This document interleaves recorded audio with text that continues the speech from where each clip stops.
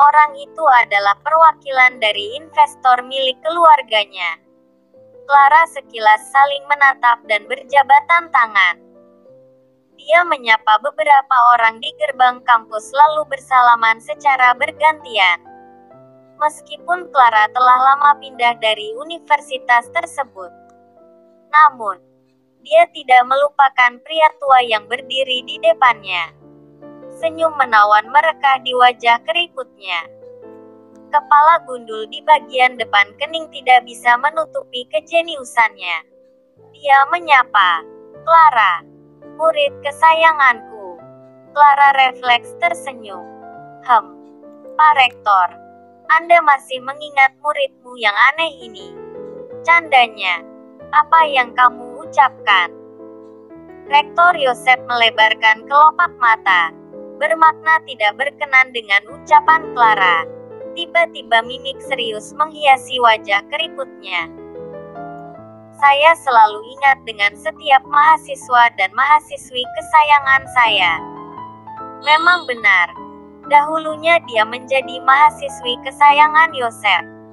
Meskipun Pak Yosef sekarang menjabat sebagai rektor, tak bisa dipungkiri dia sebelumnya adalah seorang profesor jenius yang bergelut di bidang ilmu komputer.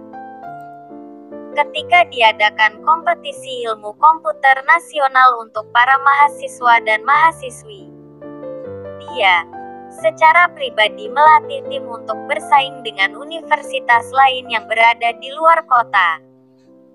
Tanpa terkecuali, Clara juga sebagai anggota tim terbaik di saat itu. Clara tersenyum manis. "Pak, ini merupakan kehormatan terbesar bagi saya. Karena Anda selalu mengingat saya." Yosef menggoyangkan kepala dan tersenyum merekah.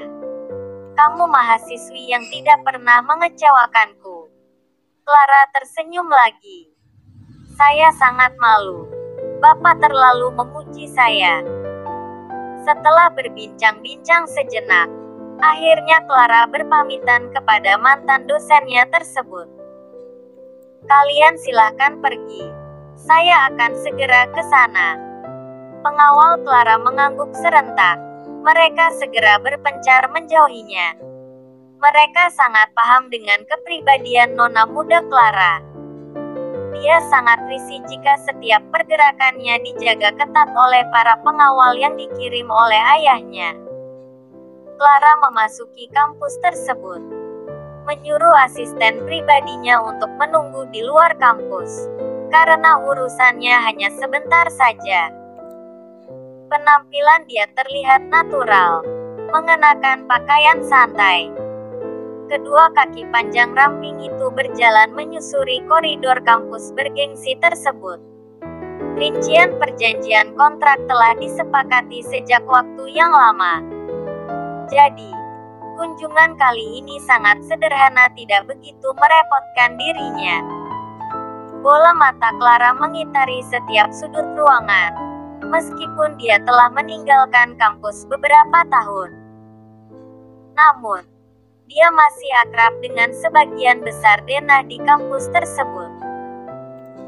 Dia melangkah pelan untuk menuju kantor administrasi kampus. Beberapa staf kantor administrasi menyambutnya dengan hangat. Setelah beberapa menit, mereka menyelesaikan perjanjian, membubuhkan tanda tangan dan stempel di atas dokumen penting.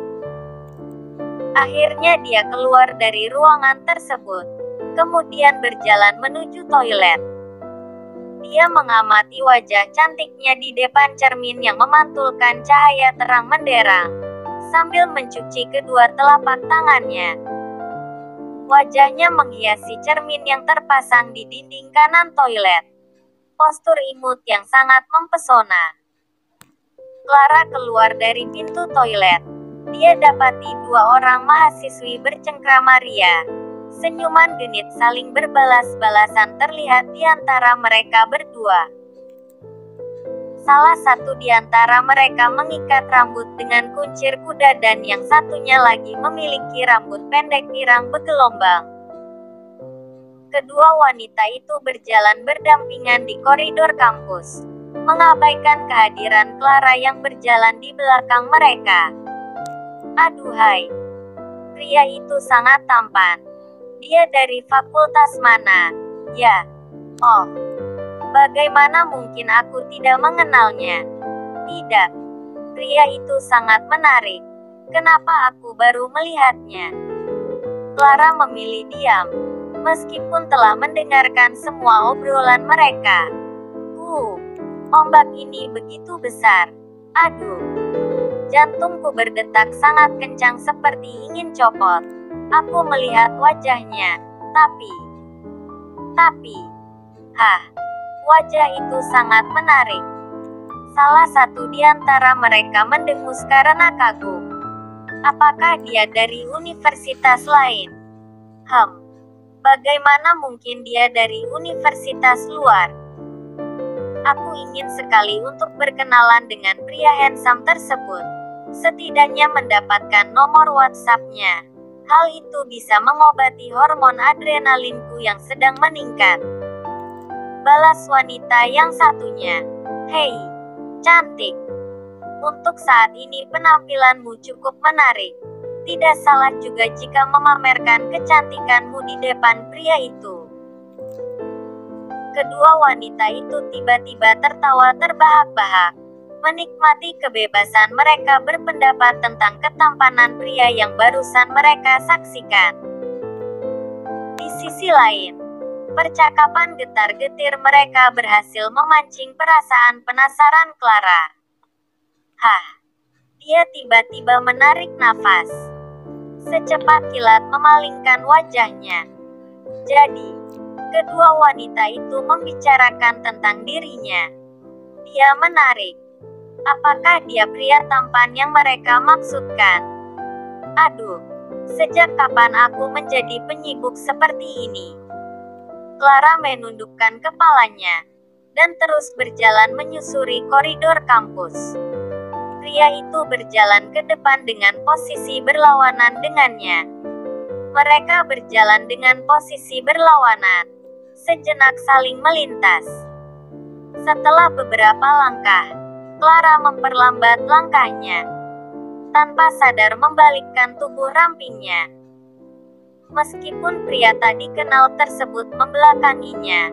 Sebelumnya, setelah melintasi pria tersebut, dia tanpa sadar menatap dia sekilas. Clara merasakan sesuatu yang sangat aneh menghentak di ulu hatinya.